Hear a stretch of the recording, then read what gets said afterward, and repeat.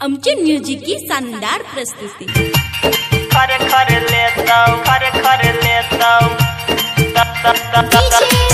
खर लेता हूँ खर खर लेता हूँ खर खर लेता हूँ खर खर लेता हूँ जेतने तू नचबेगे ओतने नचेतौ नया नया गाना तोरा गाँव में बजेतौ मोबाइल में पी न घुसे तो गे डीजे वाला खरे खरे लेतौ तोरा धीरे धीरे काट में लजेतौ जे चुमा तोरा खरे खरे लेतौ जेतने तू नचबेगे ओतने नचेतौ नया नया गाना तोरा गाँव में बजेतौ मोबाइल में पी न घुसे तो गे डीजे वाला खरे खरे लेतौ तोरा धीरे धीरे काट में बजेतौ गे चुमा तोरा खरे खरे लेतौ खरे खरे लेता हूँ खरे खरे लेता हूँ खरे खरे लेता हूँ खरे खरे लेता हूँ डीजे वाला से कलेगे छौरी जहाँ न पहचान गे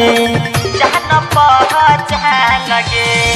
तोरा खातिर दैला तैयार छौ छौरा अपन जान गे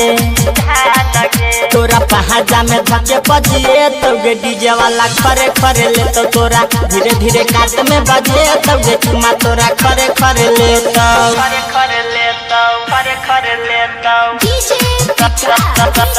खरे खरे लेता हूँ खरे खरे लेता हूँ खरे खरे लेता हूँ चढ़ली जवानी तोहर क देतौ नहास गे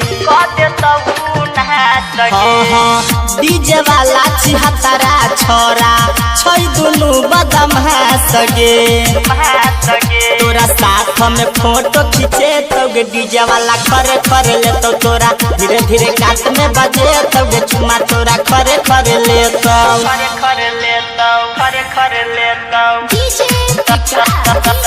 खरे खरे लेता हूँ खरे खरे लेता हूँ खरे खरे लेता हूँ गोल्डन दिन सके गाना कर छै धमाल गे नाचै छै तू हिला हिला के लागै छै बाबा लगे गोपाल न तोरा पटिए तो गे डीजे वाला खरे खरे लेतो तोरा धीरे धीरे काट में बजे तो गे चुमा तोरा खरे खरे लेतो खरे खरे लेता आमचे म्युझिक की शानदार प्रस्तुती